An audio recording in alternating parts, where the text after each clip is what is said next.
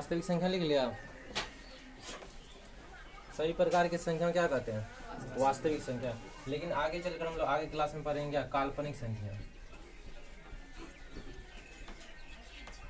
काल्पनिक संख्या जिसका चर्चा अभी नहीं है, अभी हम लोग करेंगे, इसका चर्चा करेंगे 11-12 में। ये सभी कितने क्लास में आएगा? 11-12 में। तो इसका चर्चा नहीं करेंगे, हम लोग कौन सा पढ़ेंगे? वास्तविक संख्या। तो जितने भी प्रकार की संख्या होते हैं सभी क्या कहते हैं? वास्तविक संख्या। जैसे क्या क्या सब जो भी नंबर आता है उसे क्या कहते हैं? 1, 2, 5/2, -3/2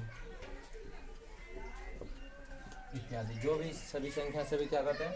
वास्तविक संख्या। वास्तविक संख्या को दो भागों में बांटा गया। कितने भागों में? दो भागों में। वास्तविक संख्या दो प्रकार के थे। कितने प्रकार के? दो प्रकार के। वास्तविक संख्या कितने भागों में बांटा गया?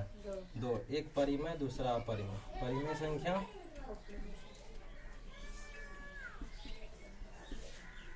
एक पहला परिमेय संख्या, दूसरा अपरिमेय संख्या।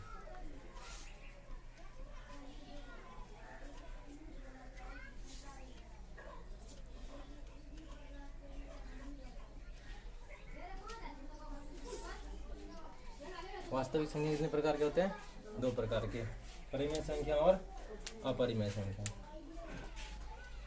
पहले हम लोग परिमेय संख्या के बारे में चर्चा करेंगे, फिर अपरिमेय संख्या के बारे में।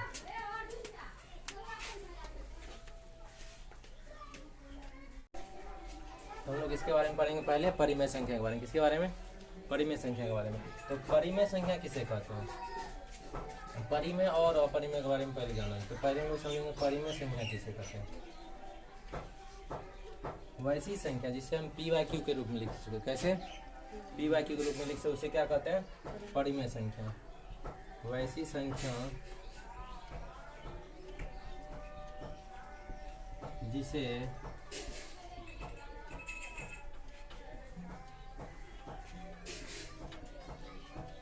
p/q के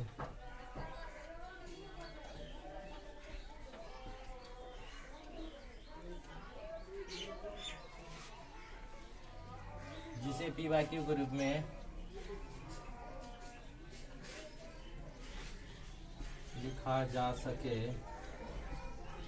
उसे क्या कहते हैं? परिमेय संख्या। उसे क्या कहते हैं? परिमेय संख्या।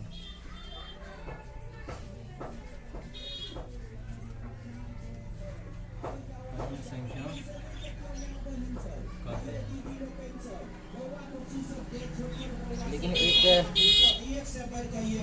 बात ध्यान देना होगा कि p/q के रिप्लेस और p और q का केवल एक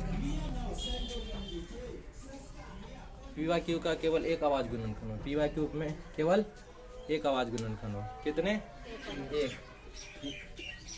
और p/q क्या होना चाहिए? पूर्णांक संख्या। p/q क्या होना चाहिए? p/q क्या होना चाहिए? जहाँ p/q क्या है? पूर्णांक संख्या। p और q कौन संख्या है?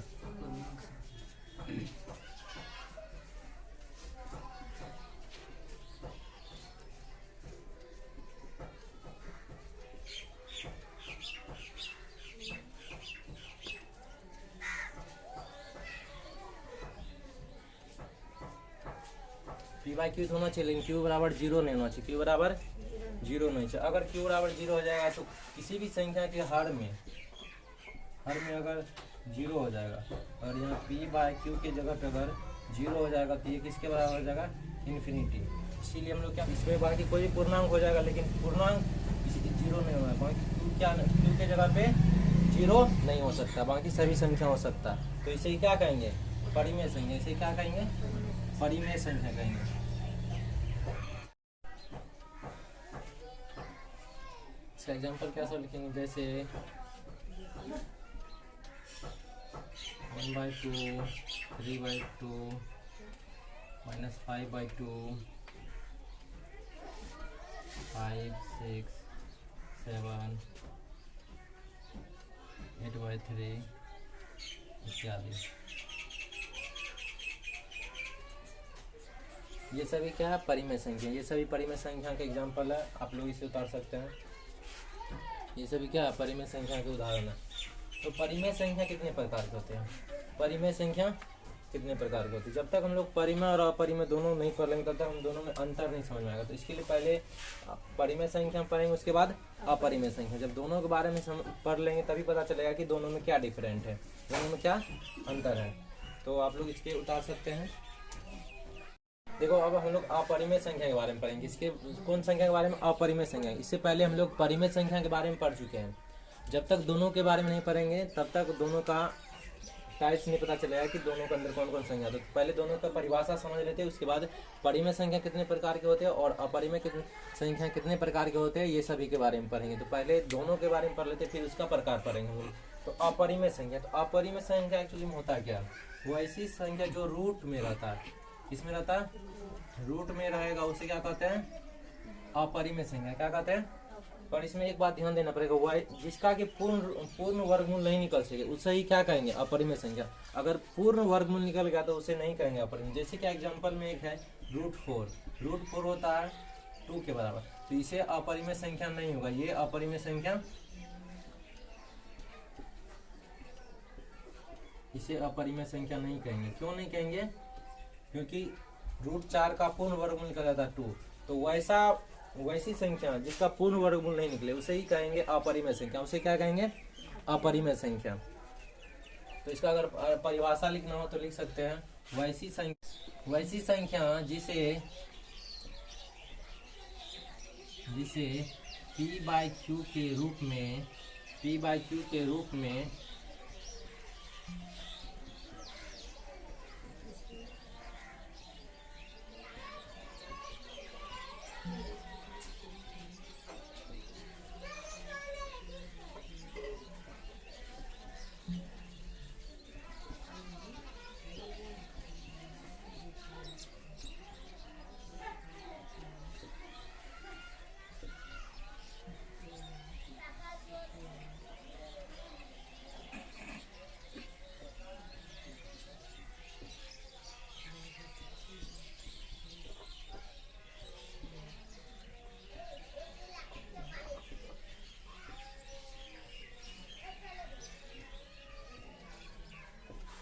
तो इसका एक परिभाषा क्या है? तो परिमेय का उल्टा दे देंगे तो हो जाएगा अपरिमेय। तो उसे परिमेय संख्या को हम p/q के रूप में लिख सकते थे, लेकिन इसे p/q के रूप में नहीं लिख सकते, p/q के रूप में नहीं लिख सकते। वैसी संख्या जिसे p/q के रूप में नहीं लिखा जा सके या व्यक्त नहीं किया जा सके, दोनों बात एक ही है। कोई भी एक बात बोलेंगे तो कोई फर्क नहीं पड़ रहा। ये तो व्यक्त नहीं किया जा सके ये भी लिख सकते हैं, ये तो नहीं लिखा जा सके, उसे क्या कहते हैं?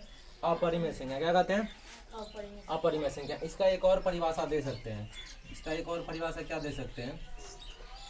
वैसी संख्या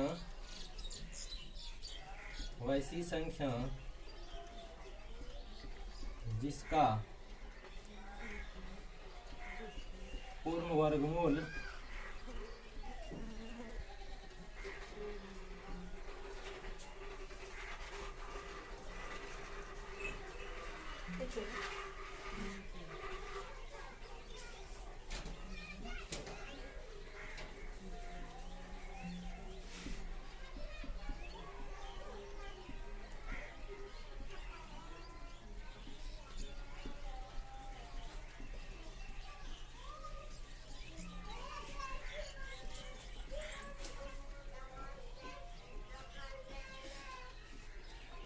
दोनों, इसमें क्या अंतर है? पहले क्या लिखा था? वैसी संख्या इसे p/q के रूप में नहीं लिख सके, नहीं लिखा जा सके, नहीं लिख सके, नहीं व्यक्त कर सके, सभी एक ही बात है। दूसरा एक और परिभाषा हम इसका क्या बोल सकते हैं कि वैसी संख्या इसका पूर्ण वर्गमूल नहीं निकले। पूर्ण वर्गमूल, यहाँ पे क्या इस बात पे ध्यान देना है, क्या लिखा हुआ? पूर्ण वर्गमूल नहीं निकल सके, उसे क्या कहते हैं? अपरिमेय संख्या। उसे क्या कहते हैं? अपरिमेय संख्या। तो इसका एग्जाम्पल क्या हो सकता है? जैसे इसका एग्जाम्पल है √2, √3, √5, √7,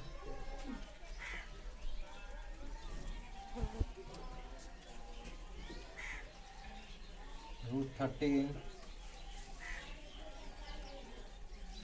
इत्यादि।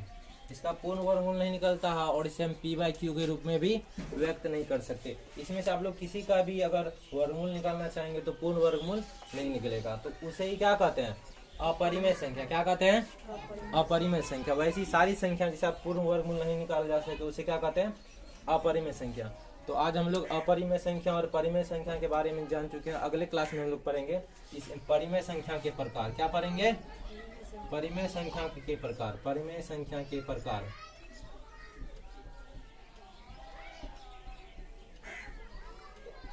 यानी कितने प्रकार के होते हैं परिमेय संख्या, इसके बारे में पढ़ेंगे और इसके बारे में आगे चर्चा करेंगे। ये 10th क्लास का पहला वीडियो था और अगर आप लोग चाहते हैं कि आगे इसी तरह वीडियो बनाते रहे तो आप लोग कमेंट में लिखें। धन्यवाद।